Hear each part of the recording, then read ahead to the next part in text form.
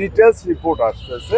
আমি আবারও রিপিট করতেছি, প্রত্যেকটা ইউনিয়নের ওয়ার্ড পর্যায়ে আমাদের অফিসার রয়েছে, যেখানে যারা ক্ষতিগ্রস্ত হয়েছে, যেই ধরনের কৃষকে হোক, হোক সে মৎস্য, হোক সে সবজি চাষ, হোক সে ধান, হ্যাঁ, হোক সে নারিকেল চাষ, সুপারি চাষ, ইভেন পান চাষ, সবাইকে কিন্তু আপনারা জানেন আমরা তাদেরকে কৃষি কার্ডের মধ্যে আমরা ইন করিয়ে ফেলছি, একদম সেপারেট করে।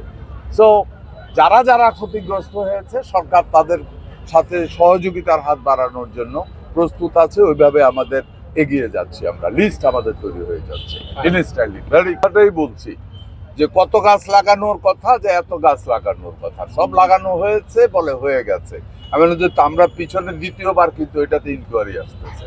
দ্যাট মিনস বহুদিন ধরে একটা অভ্যাস আছে, লুটপাটের যে চরিত্রটা ছিল গত বহু বছর ধরে, ওই চরিত্রটার থেকে বহু লোক বেরোতে পারে না।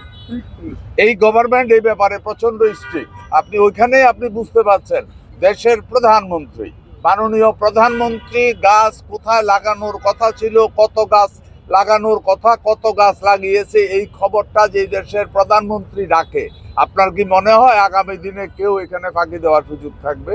ইনশাল্লাহ কোনো সুযোগ থাকবে না।